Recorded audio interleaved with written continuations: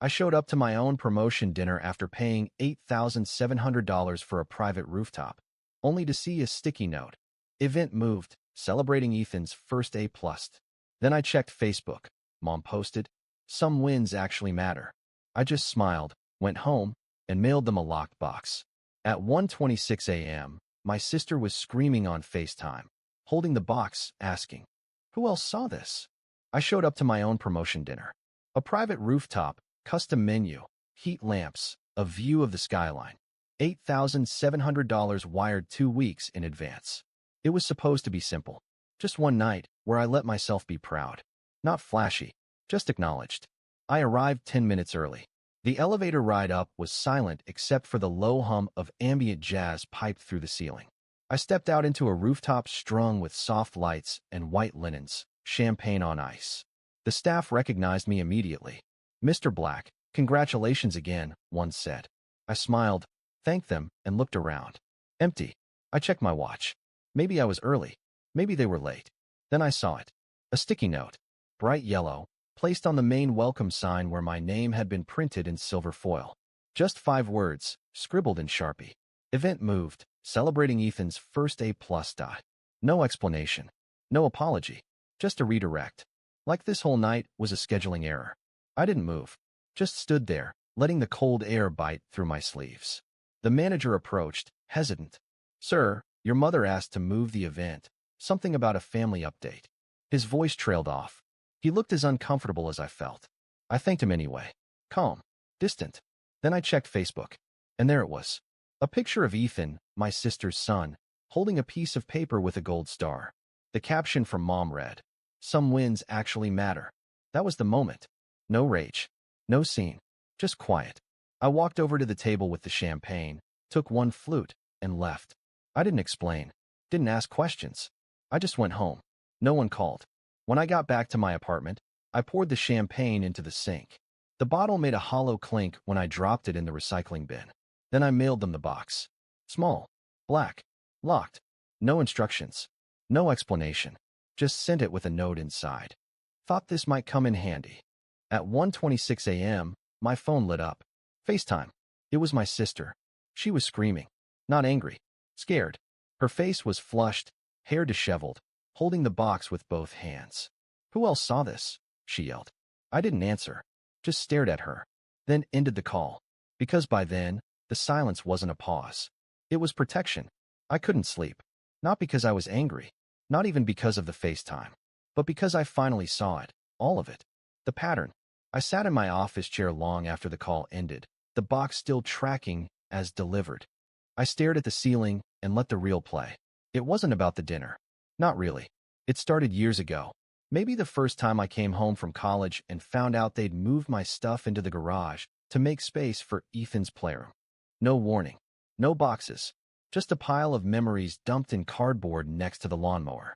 Or maybe it was that Christmas, the one after my promotion at the firm. I had just hit partner. I bought everyone gifts, real ones, thoughtful ones. My dad opened the watch I'd had engraved with his initials, looked at it, then said, "Must be nice to have money for nonsense." They laughed. They always laughed. That was the same night my mom asked if I could help with the mortgage, just for a few months. I paid it for 4 years. No thank you. No mention. And then there was the time they changed the family phone plan. Said it was too expensive. I found out because my service dropped mid-call. They kept Ethan's tablet active. Mine, cut without notice. They never said it out loud. They didn't have to.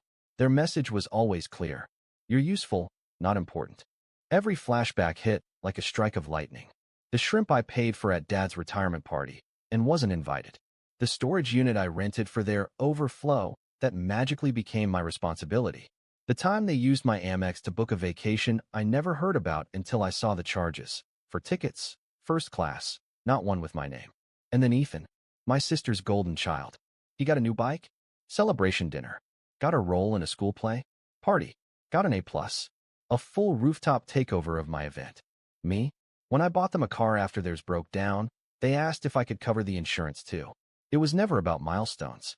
It was about access. To my money. My silence. My systems. They didn't just forget me. They built their lives on me.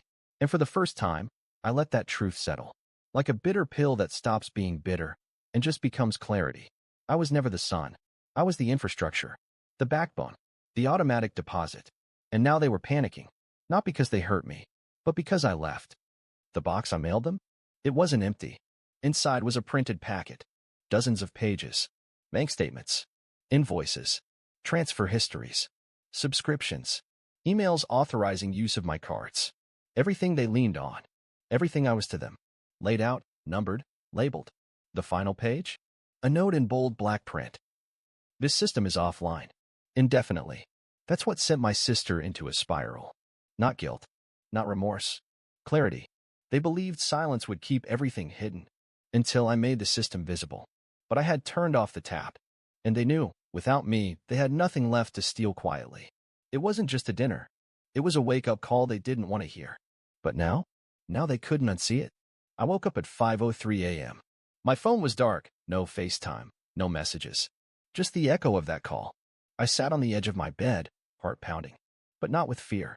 It was liberation. Cold, precise. I rolled up my sleeves and went to work. 5:07 a.m. I logged into the joint bank account. I clicked Freeze Debit Card. No alerts. No confirmation messages to them yet. It was like a switch. They still thought the account existed, just didn't know how broken it was. 5:12 a.m.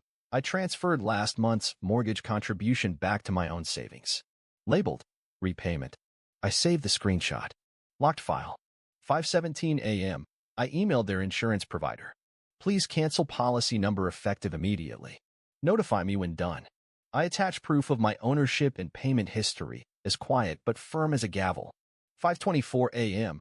I revoked permissions to automatic payments, utilities, phone plan, Netflix, Amazon Prime. One by one, I unsubscribed accounts. Password changes. Card removals. No emails. No notices. Just gone. 5:31 a.m. I called my mortgage broker. The call dropped halfway. No matter. I sent a follow-up email. Payment on behalf of Smith family discontinued. Please send all future bills to me at this address. Thank you. The automated reply felt like the click of a lock. 5:45 a.m. I opened my lawyer's app. Selected a standard non-disclosure and cease and desist template. Changed names. Attached the box's PDF for chain of custody. Sent. No aggression, just legal gravity. 5:52 a.m. I went to my work email. Typed a message for HR. I will be disabling my company card that family had been using. Please forward any charges made after June 27th to me personally. Scheduled to send at 8 a.m. 6:10 a.m. I opened our family group chat. I hit Leave group. No goodbye. No emojis. Just exit. 6:15 a.m. I deleted all autofill information for shared addresses and credit cards on Google. Still sober, still silent, but every reference to them was being scrubbed. 6:23 a.m. I set notification alerts for all revoked services. If, when, they tried to log in, I would know. And collect. 6:45 a.m. The Airbnb for Mom's summer reunion was still booked on my card. I canceled it. Received a partial refund.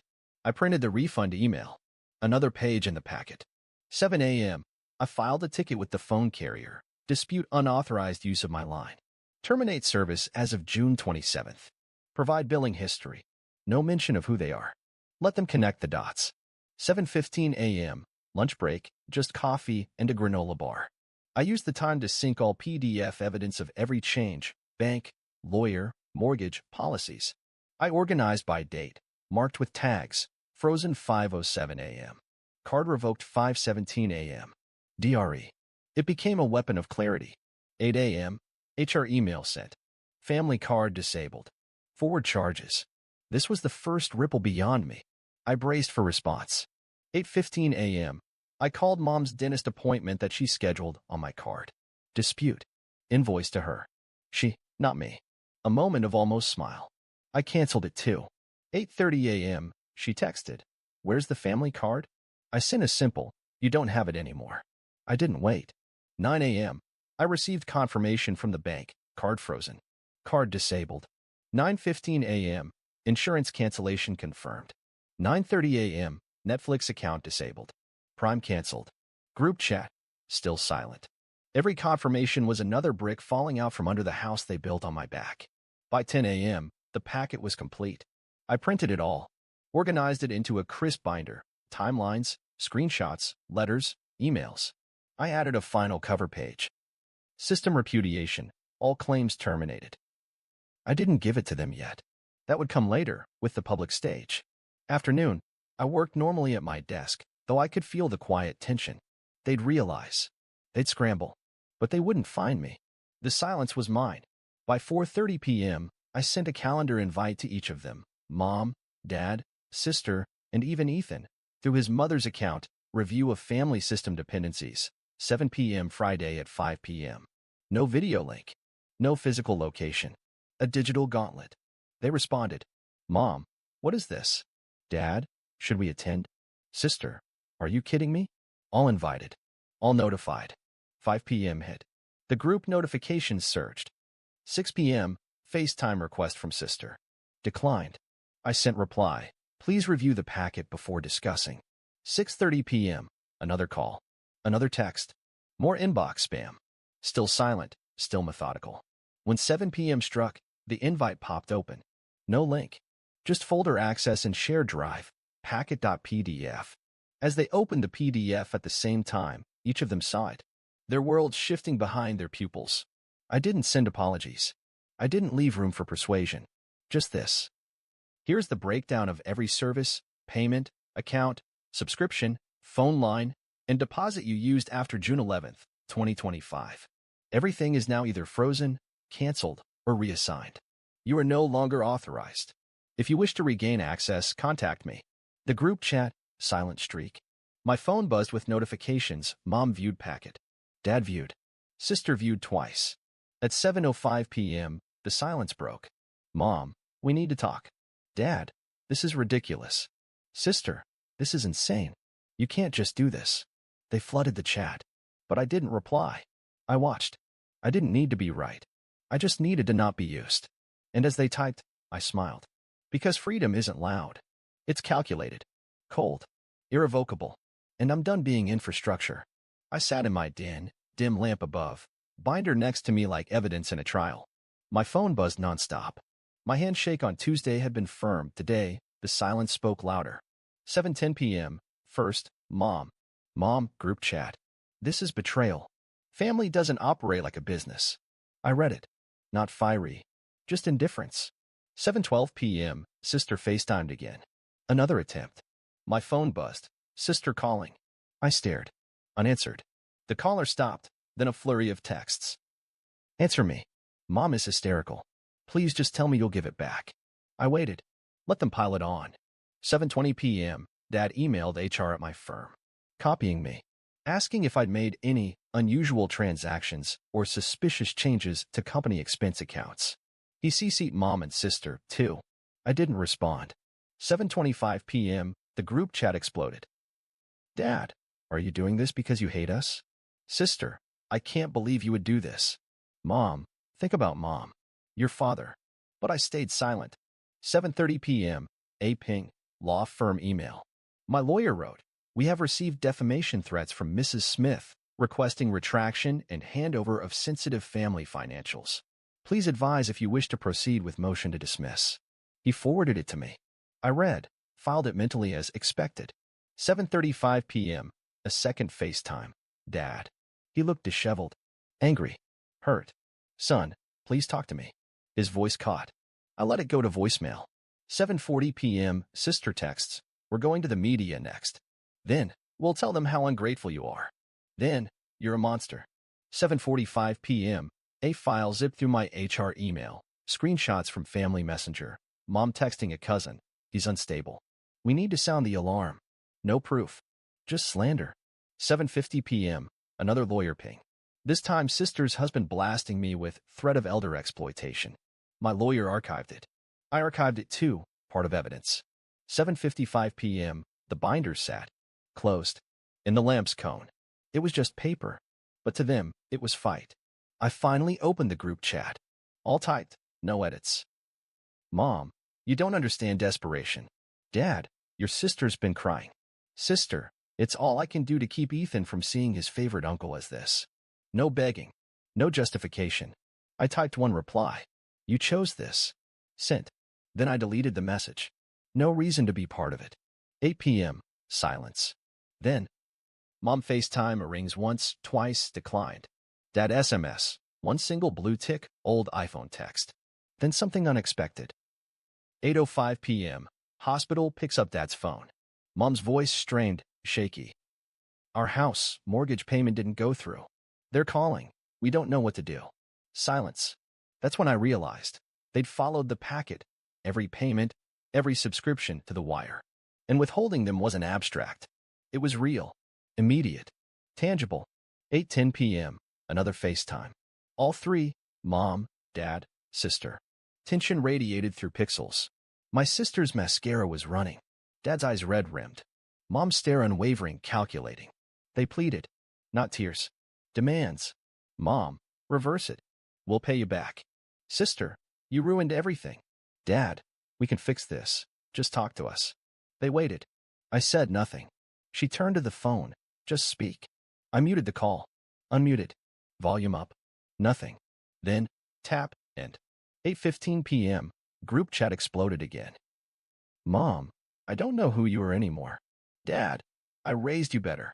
Sister, you're no son of mine. And then, Sister, your niece asked for you.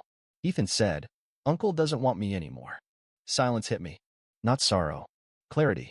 This wasn't about guilt. It was boundary. 8:20 p.m. I opened the lawyer template. Prepare to cease and desist for defamation. Attached screenshots. Slid into lawyer's inbox. 8:25 p.m. They responded in group chat. Mom, you're insane. We're filing police complaint for harassment. Sister, we'll get custody. Dad, legacy is ruined. I composed one more reply. If you post one more slanderous message or file any legal action, you will receive notice via counsel. This ends now. Sent clearly, calmly. 8:30 p.m. The silence returned. Briefly.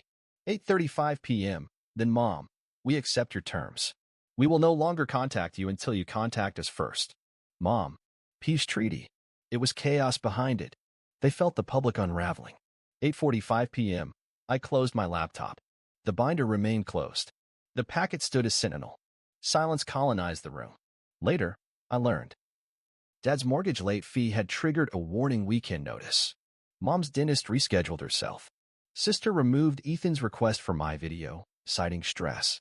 They were spinning control back, but on their terms. And for now, on mine. I smiled. Because the fight started with a box. It ended with a wall. They tried to control. They got boundaries. They tried to diminish me.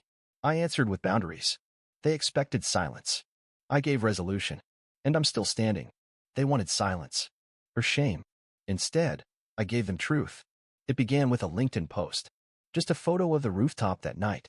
Table set. Empty chairs. String lights still glowing. Caption. $8, $700. Custom rooftop. Reserved for a promotion dinner. Nobody showed up. Event moved last minute. Why? Ethan got an A+. My mom posted, some wins actually matter. This is how my family sees me. No names. No tags. Just receipts. By sunrise, it had over 9,000 reactions. Comments from strangers. Stories of betrayal. People who recognized the pattern. Who lived it.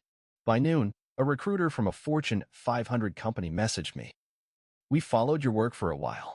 That post? Brave. You free next week? I didn't reply immediately. I wasn't done yet. Next, I opened my documents folder. Inside, every bank statement. Every wire transfer to my parents. The car I bought. The wedding I paid for. The dental insurance I covered. All itemized. I posted a second photo, a single page from the binder. Redacted details, but legible. Mortgage, $1,825 x 34 months, paid by me. Insurance, $212 per month, canceled July 1st. Rooftop dinner, refunded 40% after no shows. Then the note at the bottom. When someone becomes the silent support system too long, eventually they step into the light. That's when the shift happened. My inbox flooded. Former classmates, coworkers, distant cousins. One even wrote, "They told us you were unstable. I'm embarrassed I believed it." Another, "I always thought you were the quiet one. I didn't know you were the backbone." Then came the media requests. 3 blogs. 1 podcast. I declined interviews. But I agreed to one thing. A feature essay. Title: The Invisible Sun. The piece went viral in a day. It was cold, honest, brutal, not bitter. Just receipts, screenshots, canceled payments, the sticky note, the Facebook post, the voicemail where my sister screamed, "Who else saw this?" The final paragraph. I didn't write this to hurt them. I wrote it so nobody else would believe that quiet equals disposable. I gave until they erased me. Then I erased the access. That broke the spell. By day 3, my sister deleted her Instagram. My dad removed the post claiming I'd overreacted. Mom? She wrote a 3-paragraph Facebook status about family being complicated. I didn't comment. I just liked it, so everyone could see. And then I did one more thing. I gave my lawyer permission to forward the full binder to 2 people. The family's accountant, my employer's legal team, because I wanted the record clear. Not revenge. Rebalancing. My silence had been their weapon. Now it was my edge. Because when the lies fell, all I had to do was show the receipts. And I still have pages left. I didn't expect them to show up. Not after the binder. Not after the LinkedIn post. Not after the silence. But families like mine never retreat. They recalibrate. The knock came on a Sunday, late afternoon. Same rhythm my dad used when we were kids. I opened the door. There they were. All 3. Mom holding a Tupperware dish like we were still playing normal. Dad in the jacket I bought him last Christmas. My sister wearing sunglasses though it was cloudy. I didn't speak. Just stepped aside. But I didn't invite them in. We stood in the hallway. My home had never felt smaller. Or stronger. Mom went first. Her voice soft. Practiced. We talked. A lot. We didn't handle things well. I said nothing. She offered the Tupperware. Chicken. Your favorite. Still warm. I didn't take it. Dad followed. Less smooth. More brittle. This family has cracks. Always has. But we built something. It's worth fixing. My silence held. Sister? Do you even care what Ethan thinks of you now? That's when I spoke. Calm. Even. Measured. You cared about Ethan's A+ more than my promotion. That was the moment you made your priorities clear. Mom blinked. It wasn't like that. I nodded. It never is.